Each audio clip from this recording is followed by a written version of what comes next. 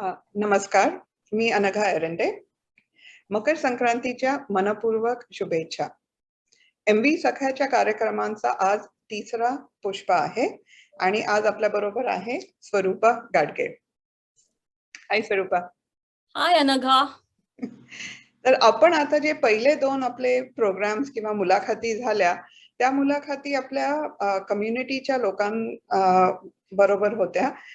स्वरूपा पण मराठी विश्व कम्युनिटीची एक मेंबर आहे, पण आजचा प्रोग्राम जरा हटके आहे. कसं ते मी सांगते. आपण पहिल्यांदा भेटलो आहोत सतीश आणि स्नेहल ताम्हणकरला. मराठी विश्व योगाचे 13 इयर्स 13 वर्ष झाली ह्या वर्षी त्याच्यासाठी. दुसरा प्रोग्राम होता स्नेहल वजे, आमच्या समाजसेविका यांच्या बरोबर. स्वरूपाचा इंटरव्ह्यू आम्ही मुलाखत स्वरूपा बरोबर 2 वर्षापूर्वी स्वरूपा का 2020ला 2020 मध्ये नारी शक्तीसाठी एक मुलाखत स्वरूपाची ऑलरेडी झालेली आहे. सगळ्यांना स्वरूपा गाडगे कोण आहे माहिती आहे, पण आजची मुलाखत स्वरूपाबद्दल जास्त नाही पण तिच्या एका एक्सपिरियन्स बद्दल आहे. तर स्वरूपा ह्या इंटरव्ह्यू मध्ये किंवा ह्या मुलाखतीमध्ये त्याच्याबद्दल जरा बोलणार आहे. पण त्या अगोदर मला एक डिस्क्लेमर द्यायचा आहे मराठी विश्वच्या वतीने, तर मला ते वाचायला लागणार आहे. सो Marathi Vishwa is not responsible or endorse the views expressed in this program. As with any new health regimen, diet, physical exercise, etc., you are advised to first see your primary care doctor before beginning anything new. So, मी काय जास्त सांगणार नाहीये स्वरूपा कशाबद्दल बोलणार आहे. So Swarupa, I'm going to hand off the program to you. I'm going to unpin myself and then you can take over. Whenever you need me, just give me a shout. All right? Thank you. Go ahead. Thank you so much, Anagha, for this amazing opportunity to reconnect with all of our Marathi Vishwa Sakhya and to be able to share my personal experiences with all of them. Most of the talking tonight, I am going to do it in English. So a very happy, healthy New Year to you, Anagha, and to all of our lovely friends. मकर संक्रांतीच्या तुम्हा सर्वांना मनपूर्वक शुभेच्छा. Now, as we know, most of the stories, they have a beginning, a middle, and an end. And the story that I am about to share with all of you too has a beginning, middle, and an end. Oftentimes we notice that the events that occur in our life are aligned with our heart's desires. We call that universal synchronicity or universal coincidence. And that happened with me as well. Before I further progress into my story, however, just like Anagha did, I too have a gentle, loving disclaimer to make. What I'm about to share is not medical advice or dietary advice in any way, shape, or form. These are my personal experiences. What worked for me might not necessarily work for someone else listening to this talk. So it's always in your best interest to consult your primary care physician, your doctor, because he or she is the best guide to ensure that what you are about to do, the choices you make for your own health, are safe and wise for you. So having said that, let me begin with the story. My story begins in December of 2020, December 16th, to be precise. Our friend here, Anagha, I found out from her that she was to meet a meetup group on Asbury Park Boardwalk. They were to meet there to walk on the boardwalk, but also to enjoy the sunset and the full moon rising from the Atlantic Ocean. The idea sounded alluring. And then I found out that Rajeshri Kulkarni and Niranjan Dev, our Marathi Vishwa friends, were also to be part of that big group. And the idea got even more exciting. So I decided to join this group. Now, this is December 2020. By this time, we were about 9 months into the pandemic. We had kind of wrapped our heads around what this pandemic was, how we were to manage it, what we needed to do to stay safe and keep everybody around us safe. So we were slowly but cautiously creeping out of our homes that we had isolated ourselves in to meet each other, but especially in outdoor settings, maintaining the required distance and wearing a mask. And that is exactly how this group met. We were so thrilled to see each other after such a long time. I was super happy to meet Anagha, her sweet soul dog Susie, Rajeshri, Niranjan, and many other new people in this big group. As we walked down the boardwalk, we began to talk. We started catching up with each other, what was new with each other's life. In the flow of this conversation, I shared about my unhappiness, about my weight gain in the last 2-3 years, that I was at the heaviest weight of my life ever. Now, I have had several challenges in my personal life, in my family life, all my adult life. But in 2018, I lost my only brother, my only sibling. And that was an extremely difficult thing for me. And it added more challenges to my life. And I was in a lot of emotional and physical pain. I was trying to fill this emotional hole with food. When they say that food is as addictive as opioids or heroin, they really are not lying or kidding. The same centers in our brain fire when we stuff our mouths with the salty, sugary, fatty foods. And that was exactly what I was doing. Anytime I would feel sad, disappointed, lonely, frustrated, afraid, worried, anxious, I would try to find food. I would go looking for food in my pantry, in my refrigerator, and I would eat even when I was not hungry. Overeating has never, ever solved any real life problems, right? I knew that. I was sane, I was intelligent, and yet I was not able to reverse my behavior. So when I mentioned about my weight gain, Niranjan casually mentioned or said, if you want to lose weight, then you need to stop eating for 16 hours every day. I looked at him with doubt and disbelief. I quizzed him, what do you exactly mean by stop eating for 16 hours every day? He calmly responded, as an example, if you have eaten at 8 p.m. your last dinner, your last meal, then make sure you don't eat until 12 noon the following day. My jaw dropped when he said that. That is impossible. I could never do that. I am a frequent grazer. I have to eat every 2 hours, big meal or a small meal. Isn't that what the diet gurus tell us? That we need to eat frequently so that we keep the engines revved up, we keep our metabolism up. If I don't eat frequently, I have an experience that I get very gassy and I get bloated and I would look like I was 7 months pregnant. This is impossible. I outright rejected his idea. He just smiled at me and said, it's called intermittent fasting. Look into it. You really might benefit from it. So this is where our conversation ended for that night. We moved on to more pleasant topics. We enjoyed the company of the full moon. Someone had bought nice hot pakoras. We enjoyed those. It was a crisp, cool December night, not too cold. And then we dispersed. We went home, satiated, happy, having reconnected and renewed the bonds of friendship after such a long time. I went home, I had my regular full dinner, and then I went to bed. As I laid there on my bed, my mind started spinning. The conversations from the earlier in the evening started moving in circles in my head. Call it an inner voice of wisdom or intuition. My mind nudged me. Why don't you try that intermittent fasting that Niranjan just mentioned earlier?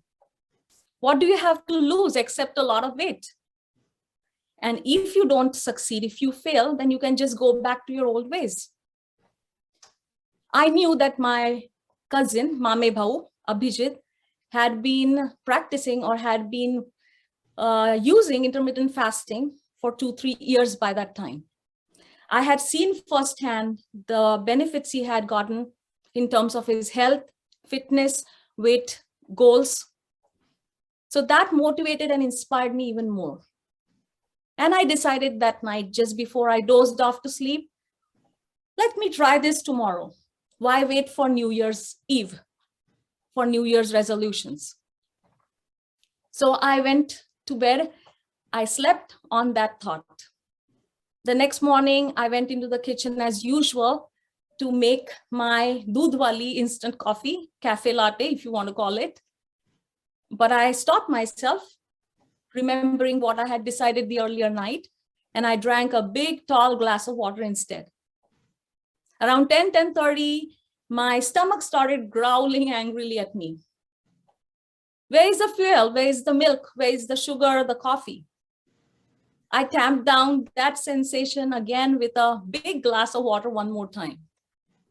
I pulled this wagon, this charade, until 11:30 a.m.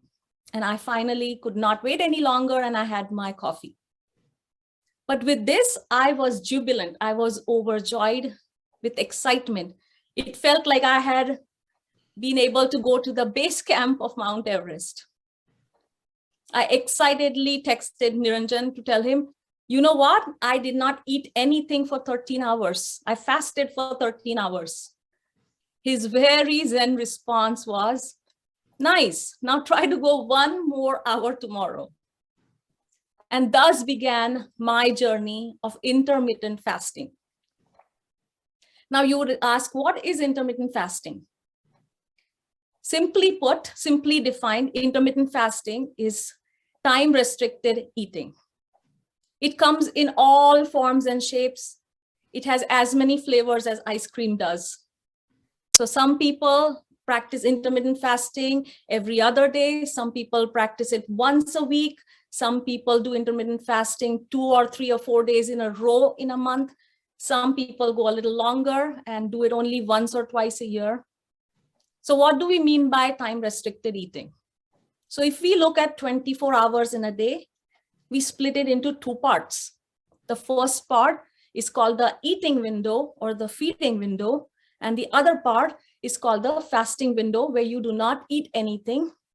You only drink water if you need to. Obviously, you should hydrate yourself. So yes, so fasting window and feeding window. So now I knew from Niranjan that the 16-hour was the magic number. I didn't know much about it. I was still floundering in the dark, but I decided that I was going to try and pull it to 16 hours. So now let's see how it went for me for the first 1 month. I got a lot of things right and a lot of things wrong. Amongst the right things that I got, I am a kind of person, when I jump into something, I have to educate myself. I have to know why I am doing it. So I started reading a lot of books on intermittent fasting. One particular book that helped me quite a lot is written by Dr. Jason Fung and Jimmy Moore. And the name of the book is A Complete Guide to Fasting. Dr. Jason Fung is an endocrinologist who works mostly, I think, with diabetics in his clinic in Canada. I also began to watch anything and everything that there was on intermittent fasting. The podcast by Tom Bilyeu or Dr. Rangan Chatterjee, experts like Sachin Panda, a lot of researchers. And I started to understand what intermittent fasting is. Usually, experts recommend that you start slow. You start with kindness towards yourself and try to go for 12 hours of fasting and 12 hours of a feeding window where you can fit 2 meals very easily. So first month was really, really hard. If somebody is telling you that intermittent fasting is easy, they are lying. That's not the truth. I'll get to the effects or the symptoms of intermittent fasting in a short while. So in the first month, I was able to do 12 hours, 13 hours, 14 hours of fasting. The things that I was getting wrong was I knew that intermittent fasting, you are allowed to eat everything.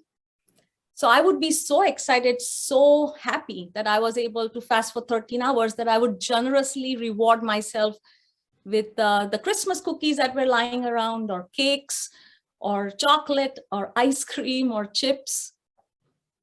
And when I started reading the books, I realized that wholesome diet also is a big part of intermittent fasting. Also, I would try to eat around 7:38, my last meal. But around 9:30 or so, I would again want to eat something. Not that I was hungry. I would go looking for the food just out of habit. So what are the things that happen in that first 1 month? You experience headaches, even if you're not prone to headaches or migraines. You experience a little bit of queasiness in your stomach, sometimes even nausea, muscle ache, body ache, general malaise, not feeling well. Now, if I've scared everybody enough, then please don't be scared, because I can tell you from my personal experience and from having heard many other people that within 2 to 3 weeks, all of these symptoms or effects of intermittent fasting slowly but surely go away. So why does that happen? There are two primary reasons why you experience all these effects. Number one, we as human beings, as Homo sapiens, we've been around for more than 300,000 years. And our ancestors did not survive the way we did. In our modern times and in our privileged lives, we are around food constantly. We have access to food 24 hours in a day. That was not the case with our ancestors. There used to be real droughts and real famine where they had to go for multiple days, sometimes without food. So how did they survive? They survived on the body fat, which is our backup mechanism for energy source. But in the modern times, since we are eating constantly and we are packing pounds, we rarely ever get to switch that furnace on.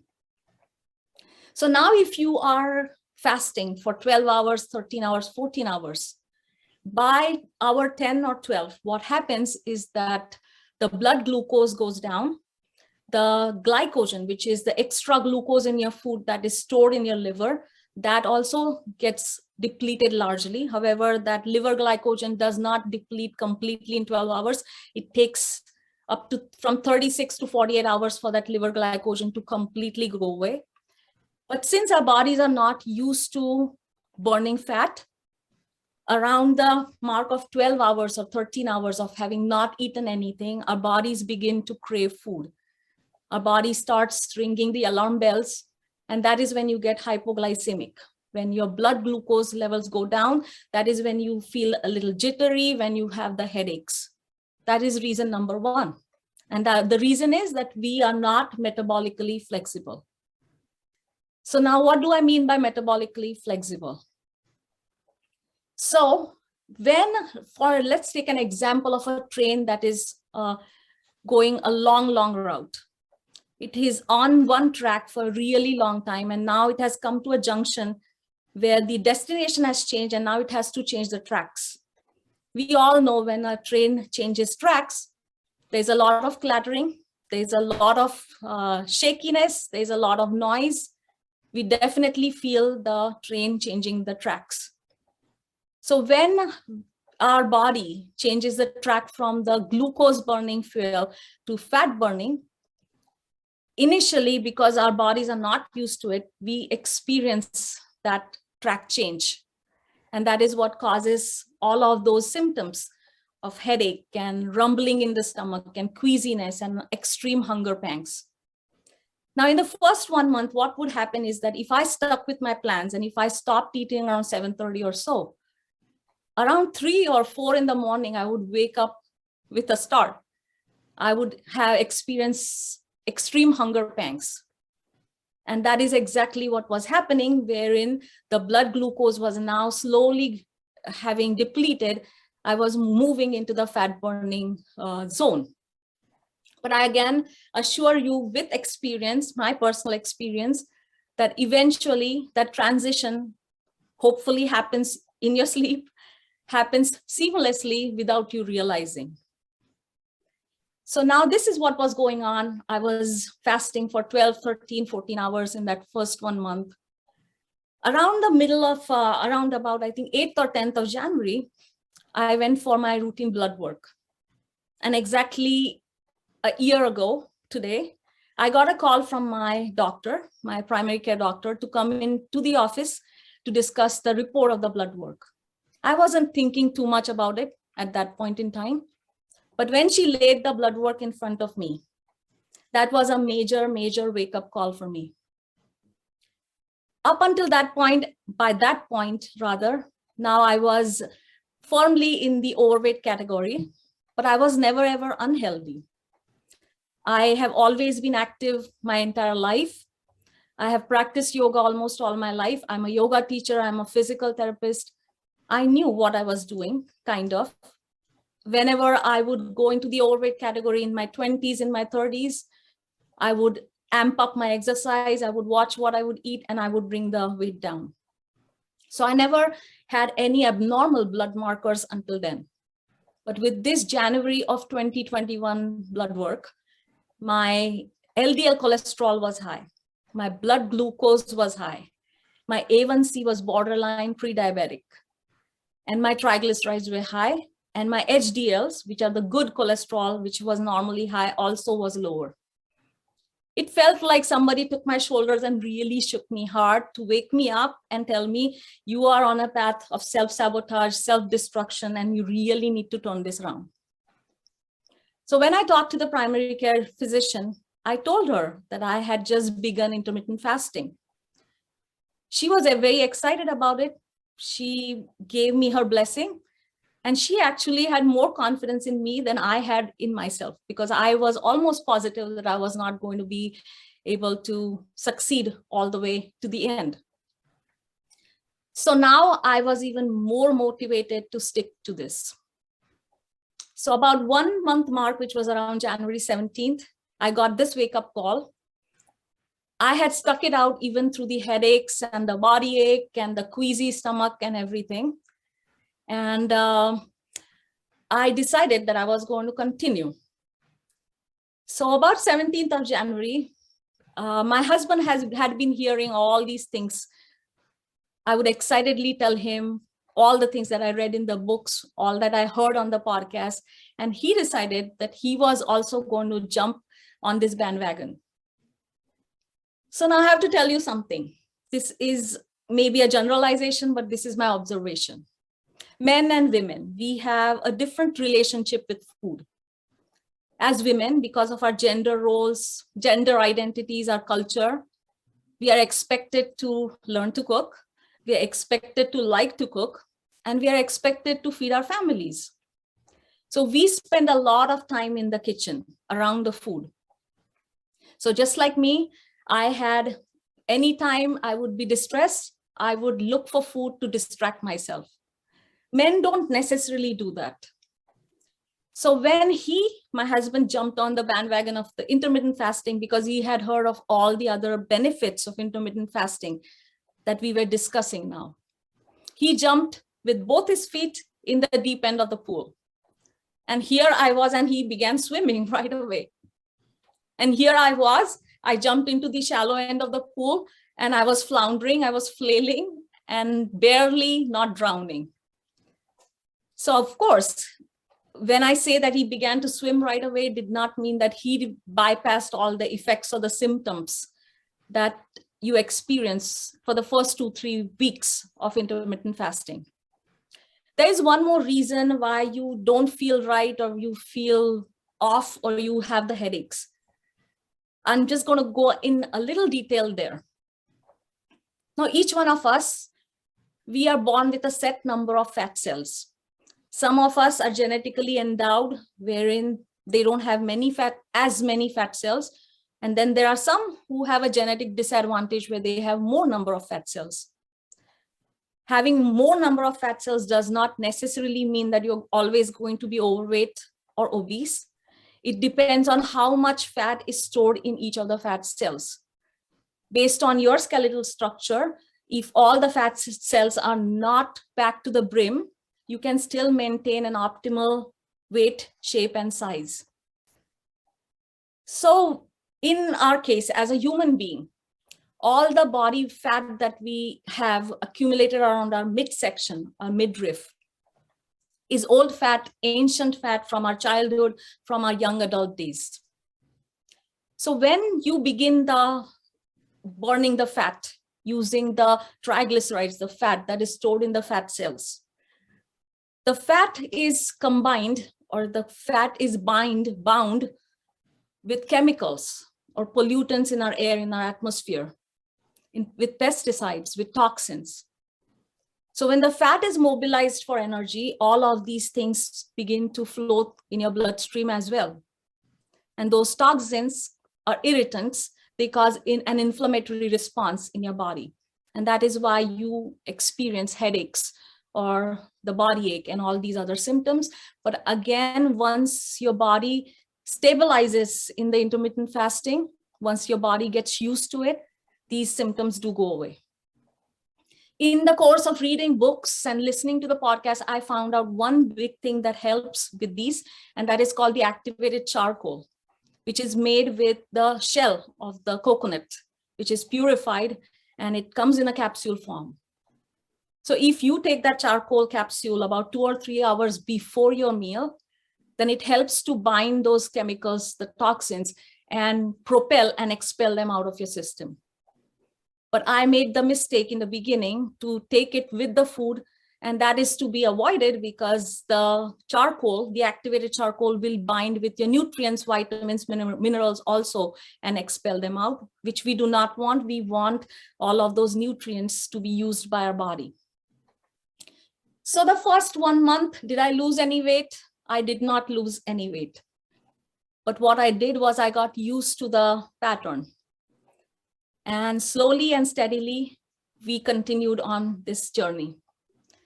Now I had a buddy, I had a partner in this whole thing, and we decided that intermittent fasting was going to be a lifestyle choice for our family. But it was not all rosy and perfect in the beginning. 2 different human beings, a male and a female, 2 different genetic makeups. I had by this time pushed my feeding window to around 2 p.m. in the afternoon, while my husband would get ravenously hungry at 10 a.m., expecting a 3-course meal ready for him. So that would throw my whole work schedule off because I needed to have the food ready for him to eat. But eventually, all of that got ironed out as he got used to this. And now we decided that we are going to eat our big meal, our first meal at 2 p.m., and we are going to have our chai tea with whole milk around 5:30, have another smaller meal then. And then, as we say, shut the shop, which is that zip your lips, lock the lips, throw away the key. So we decided that our feeding window was going to be about 4 to 6 hours, which is about 20 hours of fasting or 18 hours of fasting. Now I started looking into what we should eat. I found out that many people who practice intermittent fasting also do keto diet. Now, most everybody knows what keto diet is, but just to round out our conversation, keto diet is when you eat high fat, moderate protein, and low carb diet. So about 70% of the calories come from fat, such as oils and cheeses and butters, and 20% of the calories come from protein, and less than 10% of the calories come from carbohydrates. Now I started looking for keto recipes on YouTube. There were some crazy substitutions. So using a lot of coconut flour and lupin flour and cauliflower, and using tons of cheese and butter and ghee and oils. I tried to experiment with these recipes, and I found out that these 2 guys that I live with, my son and my husband, really were not enjoying the recipes. And there is one key component to all of this. If you want compliance, if you want to succeed in this, then you have to make sure that you are eating the right foods. Because if you're not going to enjoy your meal, you're not going to stick with the plan. So I decided that we were going to eat just a regular normal food, which is a typical Maharashtrian food. So usal, bhaji, poli, amti, bhat, koshimbir. And I would try to also incorporate one fermented thing with dals, such as appe or dhokla or even dahi vada that these guys liked. And we also supplemented our diet with a protein shake. So the protein shake would have coconut milk and avocado and banana and blueberries and mango and hemp seeds and vega protein powder. So the point was to not count calories, to eat to your full heart's content until your belly says, okay, I am good. Brain sends the satiety signal saying that you have eaten enough, you have gotten all your nourishment. In this whole process, as I said, I was educating myself. I found out there are 3 key components in your food intake that make intermittent fasting much easier. Because what you eat today is going to determine whether you have hunger pangs and cravings if you are going to struggle tomorrow. So the 3 things that are important in your diet are fiber, fat, and proteins. So the kind of fats that I found useful for us, and based on the reading that I did, I avoided all of the nut oils mostly, such as grapeseed oil or sunflower oil or peanut oil. So the 5 kinds of fats that are in my cooking are butter, ghee, coconut oil, avocado oil, and olive oil. And I made lavish use of that because now I knew that the fat in our diet sends the satiety signal or the signal of satisfaction sooner so that we can stop at the right time. Another important thing in our diet, especially when you are eating only 1 or 2 meals, is you have to have enough fiber in your food and you have to drink enough water. If not, then you're going to get constipated. This is again from personal experience. We know that fiber comes in 2 forms: soluble fiber, insoluble fiber. Soluble fiber mostly is found in fruits and legumes and beans and fruits like pear, which is very high in fiber, strawberries, apple that have the pectin, the gums. And then there's the insoluble fiber in the form of the bran for the whole wheat, the whole grains, the psyllium husk. So I also made sure that I added an extra serving of acacia soluble fiber in our protein shake. So these were all trials and errors that I learned along the way. And also we made sure that we were getting at least 60 to 70 grams of protein in our whole day. And hence the need to add the protein powder to our diet. Again, there are people for whom just eating 1 or 2 meals in a day does not work. The reason is that this is not about severe calorie restriction. Severe calorie restriction leads to problems. This is about making sure that your body is adequately nourished. So if you are somebody who cannot eat a big meal once or twice a day, then intermittent fasting or having a bigger feeding window might be a better option for someone like that. So this was about our food, and also made sure that we were taking our supplements regularly. So we were taking our vitamin D, vitamin C, omega-3 fatty acids, and an eye supplement. So overall, I was making sure that although we had compressed our feeding window to about 4 or 5 or 6 hours, that we were getting all the nourishment that we needed. So now let's look at the big thing that I had started all this for, which is a weight loss. I had set out to lose 22 pounds. That was a big thing for me. And I was almost positive that I was not going to succeed. As I said, for the first 1 month, I did not lose anything. The following month, I began to start seeing a little change. Eventually, by the end of the second month, I was losing about 1 to 1.5 pounds, like 1.5 pounds per week, which is a normal range of losing weight. It is not a drastic weight loss. Now, I am a pretty muscular person, and I was not excessively obese. So I was seeing smaller numbers, but I know many people who have a lot to lose, who have a very unhealthy lifestyle and a very unhealthy diet. As soon as they start to make these small changes by restricting their feeding window, they see miraculous huge numbers dropping. And that is not unusual for intermittent fasting. So by second, third, fourth week, second, third, fourth month, I was seeing about 2-pound weight loss every week. I would get excited each time I would go into the new decade, dropping down to the next decade of pounds. For me, I would weigh myself religiously, and I still continue that practice. I weigh myself twice a day, once in the morning, once in the night. For some people, that's not something that they like to do, want to do, and they prefer having longer gaps between the weighing.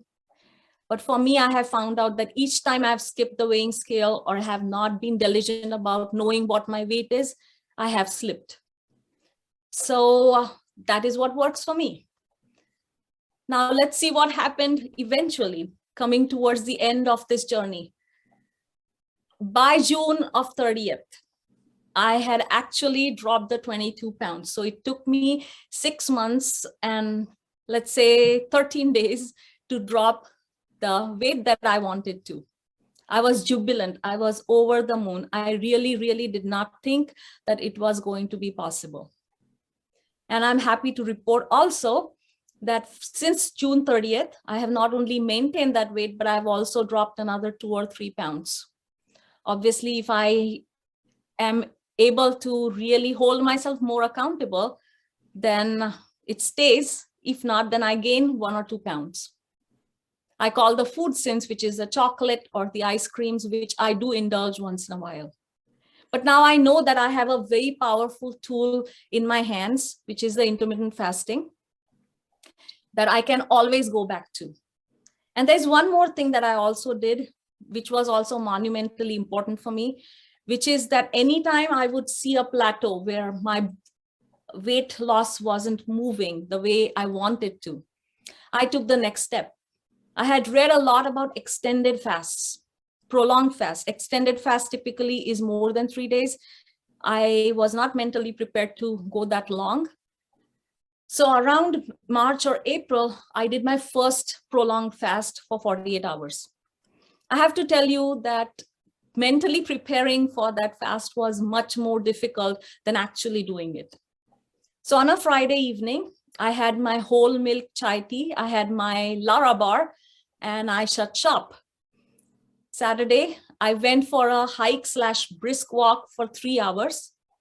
I was in my A game, feeling very fit, very fine, very energetic, in the flow, no tired, no fatigue.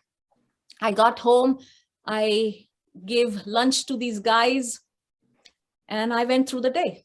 And there's one more thing that I forgot to mention earlier that has also helped us tremendously, and that is called the Bulletproof Coffee. Dave Asprey is a person who has popularized Bulletproof Coffee. So what is Bulletproof Coffee? It is black coffee with no creamer, milk, or sugar, and adding MCT oil and ghee, or you could even add butter. MCT oil is medium chain triglycerides. That is a derivative, a refined version of coconut oil. And ghee is when you have clarified the butter so that the milk solids have burnt off. What does that do? The MCT oil and the ghee has the fatty acids that are picked up from the gut by the liver. Ketone bodies are released, and the ketone bodies are used as energy fuel by the body and the brain, giving you the alertness and giving you the fat calories, but still bypassing the insulin release and still helping you with the fat burning. So on that Saturday, when I was going for my prolonged fast, I drank a couple of cups of Bulletproof Coffee with the MCT oil and ghee. So about 2 teaspoons of MCT oil and like a 1/4 teaspoon of ghee. And that really, really helped me to stay with the plan, with the flow. That night, I had a little hard time sleeping, not because I was hungry, but I was so full of energy. And I later found out that that is very typical when you try for a prolonged fast the very first time. I was so in the zone, I was so alert, I was so focused that I could really have done a lot of work through the night. Eventually, I did fall asleep. The next morning, it was 36 hours, and now I had to cook for my family and for myself. I spent 3 hours in the kitchen making 2 or 3 types of vegetables and poya, amti, bhat. We even had gulab jamuns. I was around the food, inhaling the aromas for 3 hours. I did not get hungry. I did not have any cravings to put food in my mouth. By the time we ate lunch, it was around 3 p.m. as we pushed the feeding window. And I was successful in fasting for almost 2 days. And I was again very, very happy with the progress that I had made. And these kind of prolonged fasts, which I did about 3 or 4 in the entire span, really, really helped me to push the number down 2 or 3 that I was not able to in the beginning. So that was another tool in my pocket. It still is whenever I need to push the number slightly lesser than I like, lesser than what I'm seeing, rather. So now let's look into what are the benefits of intermittent fasting. Again, as I said, I had just one thing in my mind, which is that I wanted to lose weight. But I didn't realize how many other benefits there are to intermittent fasting. The biggest one is improved insulin sensitivity, your body's ability to take up glucose and use it as energy more efficiently. And therefore, intermittent fasting is considered to be one of the most effective tools with diabetes prevention, diabetes management, and also reversal in many cases. Intermittent fasting also definitely helps you with your heart health because it regularizes your triglyceride levels, your LDL levels. It also helps you regularize your blood pressure.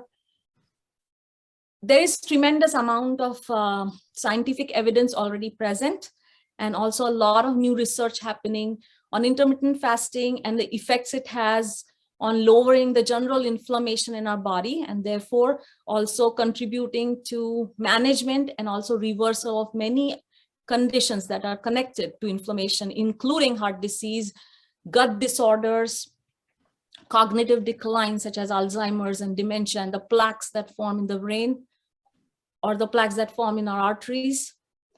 So intermittent fasting is showing a lot of promise for a lot of researchers, and new evidence is coming out as we speak. It also helps with increase in the human growth hormone, and therefore it helps you with slowing down aging. It also helps you with your increased metabolism, muscle strength, weight loss. There are a lot of good things that are happening with intermittent fasting. So essentially, every part of your body could benefit from intermittent fasting. But having said that, obviously, what has effects also can have side effects. So especially as women, if we go overboard, if we do intermittent fasting for too long of windows, if we don't take a break once in a while, then we also see some bad effects of intermittent fasting, especially if we are doing severe caloric restriction.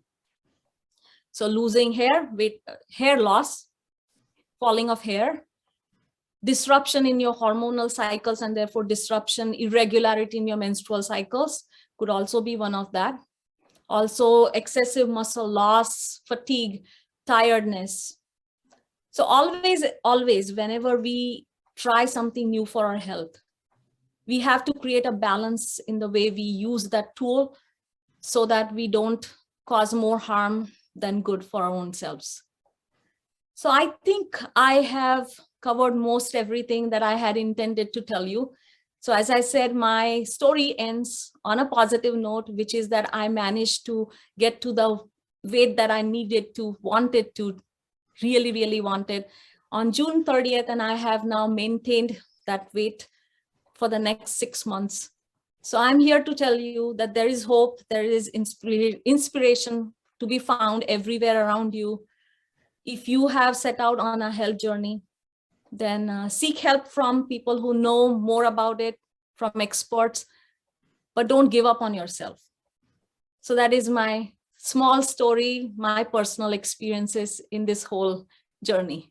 So Anagha, back to you again. Thank you so much for this beautiful opportunity to share my journey with all of our Marathi Vishwa Sakhya. Thank you very much, Swarupa. Very informative, though I know we were talking continuously over the last year about this, but listening to you again, it's very encouraging. पण बाकीचं पण आपण like we had mentioned before, before you start anything, highly encourage everybody to make sure that, you reach out to your doctor, make sure that you are well enough to start it. I did start it last year in January, but I had some stomach issues that began around the end of February. I had to give it up. My gastroenterologist actually told me, you should stop doing this for some time and take care of your stomach ache and your stomach issues, and let's check back on it. So I did, but this year I do want to get back into it, and I'm slowly trying to increase that window, like you said. Another thing that I noticed about myself last year was I became very disciplined about food. Once you're not grazing, like, the word you used, grazing, that's very important. Because you see food all around, you have apples, oranges, you have a chocolate hidden somewhere, you have snacks in the house, you're literally grazing the whole day. So when you restrict yourself to a time, see, you're not restricting the food, you're restricting the time window. So you can eat. I was eating everything I wanted, but just in those couple of hours. So it did help me be more disciplined about eating, making sure that I had exercise also. So I think it's time for me to begin. But really great to hear about this, and just want to remind everybody who is listening in today that Marathi Vishwa New Jersey, though we love Swarupa very much and we love listening to her, we do want to put this disclaimer in that all these things are good. Like whatever Swarupa came to say, I did request her to come and talk. Very informational. And even when she was talking to me last year about it, I was also not sure if she would reach that 22 pounds like she had decided for herself. But she did. And congratulations again, Swarupa. But again, same thing like Swarupa has mentioned time and again, we are also stressing the same thing. Please talk to your doctor before you begin anything. There are pros and cons to a new diet, a new physical exercise, etc. But this is the new year, and because this program is more about providing information to women about different opportunities available, I thought this was a very good fit for this program today. So thank you very much, Swarupa, and we will see you again.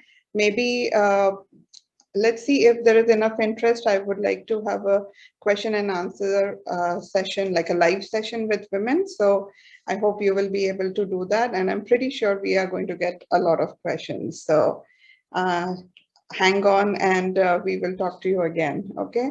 So don't go yet.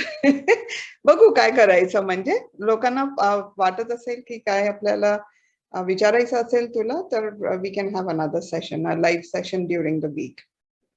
Yeah, and again, as I said, that as a friend, I am here. So if anybody needs any information on the resources that I have used along this journey, I am more than happy to provide them the names of the books and the podcasts.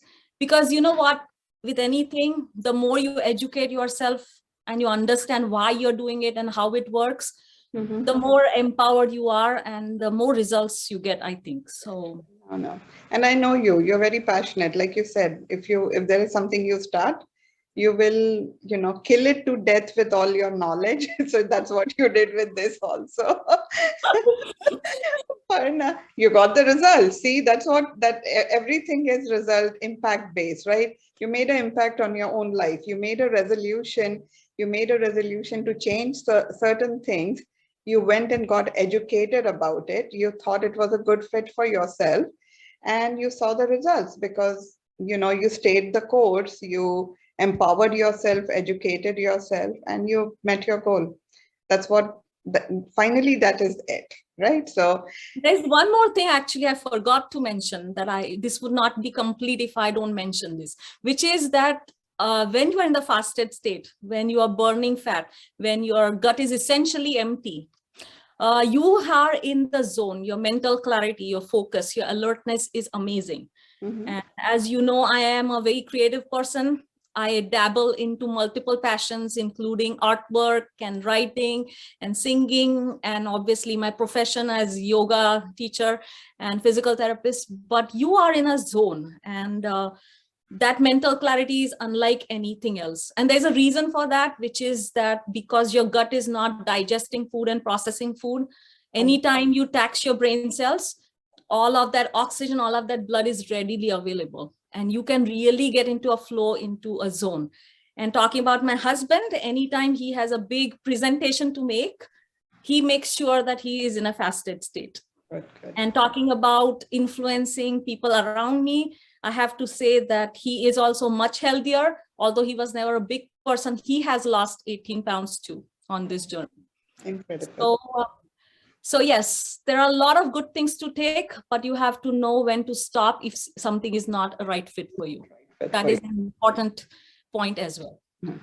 Okay. So thank you again for joining us, Swarupa, and I'm going to end the recording now. So hope all the Sakhyas enjoyed this program, and we will see you again next week. Thank you, everybody, for listening in. Namaskar. Thank you.